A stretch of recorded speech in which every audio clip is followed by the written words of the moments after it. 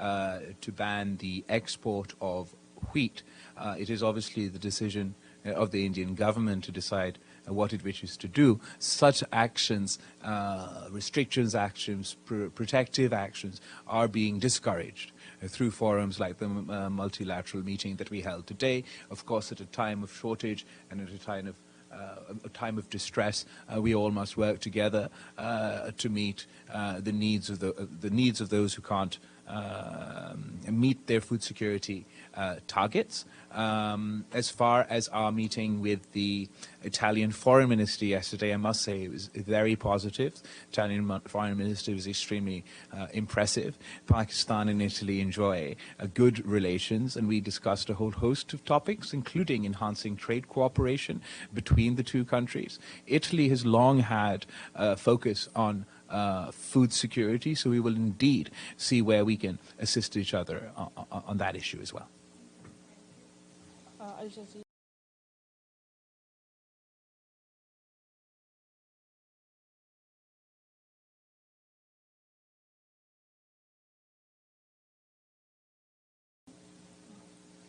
Christine.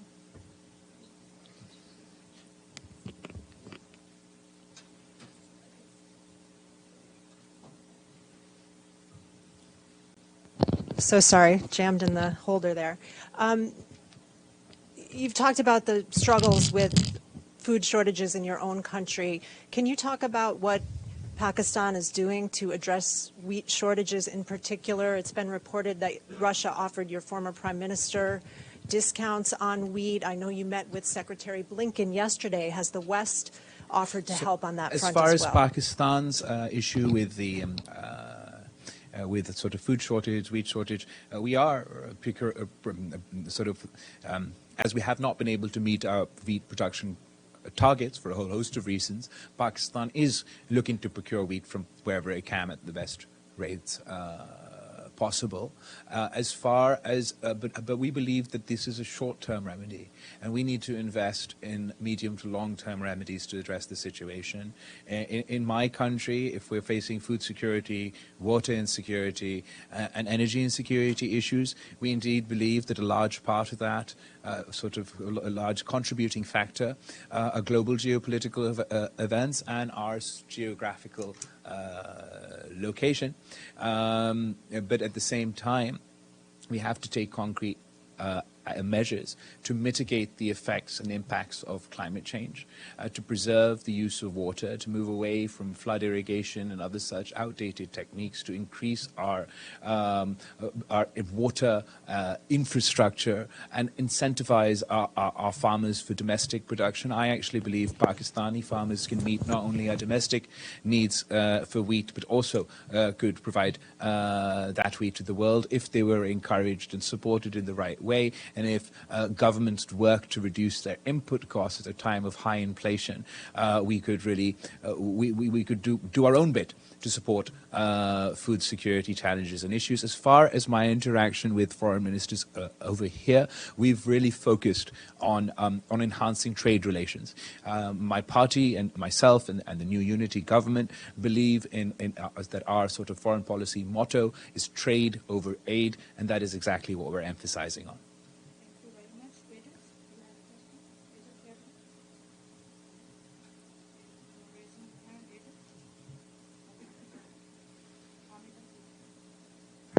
Thank you, Mr. Minister. I'm not Edie, but she'll come around. Pamela Falk from CBS News. You have spoken, even since you've been here, about the fight against extremism. Mm-hmm. I've spoken with both of your ambassadors about this issue. Can you explain, or at least update us, on where terrorism and Pakistan stands? I know it's a very big question, but it was a big issue this past summer. What do you see now in terms of the scenario? As far as terrorism and extremism is concerned, this is a consistent and long-term existential threat to all of us. There are obviously immediate concerns that need to be addressed, whether vis-a-vis specific terrorist groups, their increased activity, how and to which way they benefit from the situation in Afghanistan.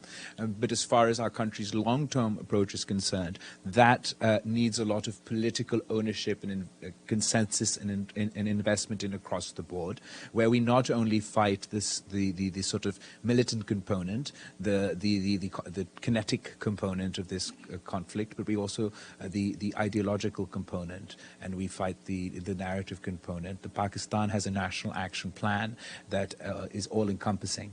It combats hate speech, it combats extremism, it combats this thought, this ideology, this poisonous and toxic ideology, and has a way forward to deal with specific groups.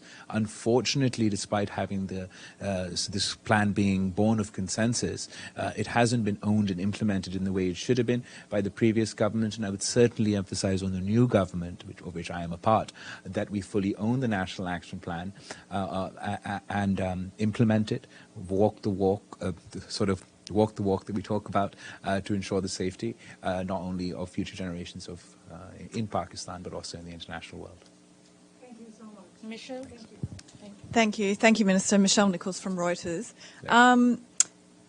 The previous Pakistan government was a little reluctant to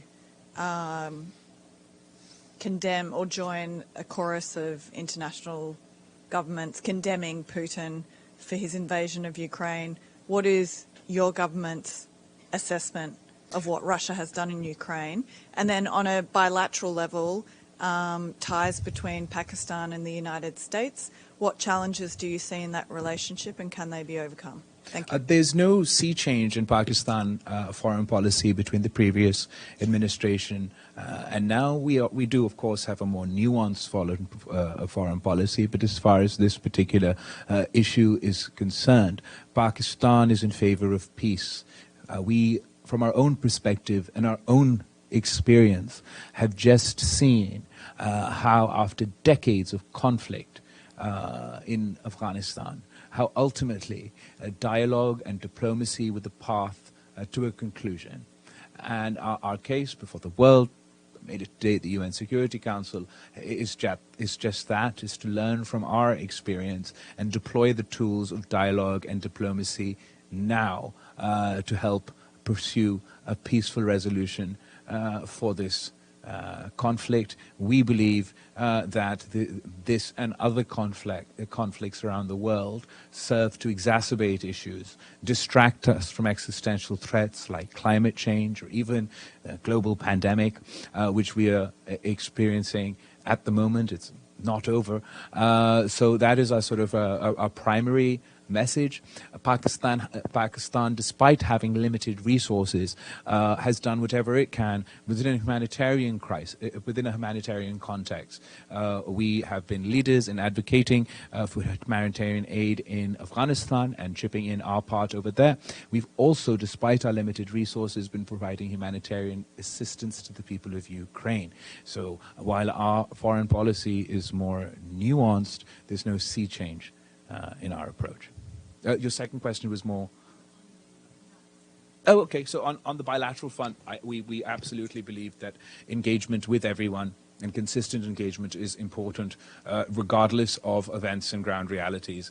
And it's only if we have consistent engagements that we can deal with the multitude of problems that we do face. I'm particularly pleased with the way that the engagements that we have had on the sidelines of this of the United Nations have gone so far. I believe Pakistan and the United States have a long history.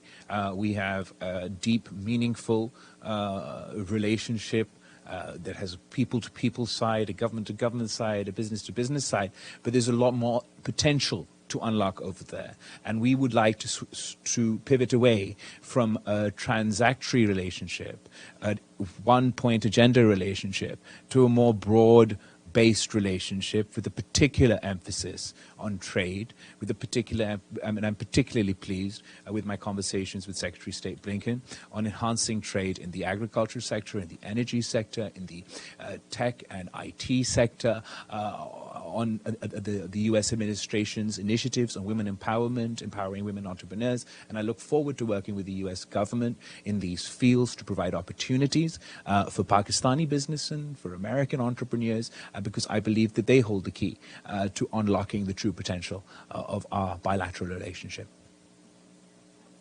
Thank you. Thank you, Mr. Foreign Minister. Susan Tehrani from WION. Do you think it's time that Pakistan reached out for dialogue with India? And also, my second question is, after your meeting with Secretary Clinton, just to follow up on that, what you just mentioned, do you think that Pakistani-U.S. relations has had a reset in a way? So as far as the question of our relationship with India is concerned, that's particularly complicated by their recent illegal, unilateral measures in Indian-occupied Kashmir. Firstly, the actions of August 5th, 2019, and more recently, the events of May 5th, 2022, have complicated this matter. These unilateral actions not only seek to undermine the internationally recognized disputed status of the region. We see these as an assault not only on the people of Kashmir, but an assault on this institution of the United Nations, as an assault on the UN Security Council and its resolution, as an assault on the Geneva Convention. Not only are they undermining the international disputed status of the region, but there's a concrete effort to undermine and disenfranchise and disempower the Muslim minority, a Muslim majority of the region.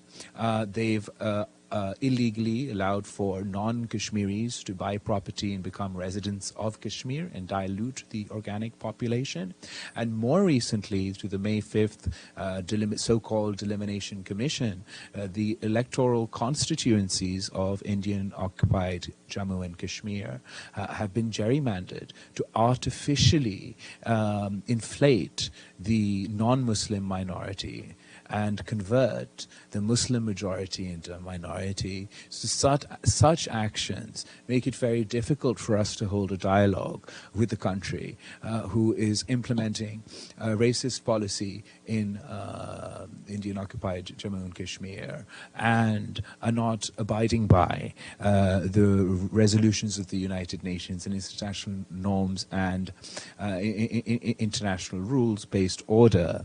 And this, having said that, we are very cognizant of the fact that economic activity, dialogue, diplomacy are ultimately the ways and means for countries to engage with each other and resolve disputes.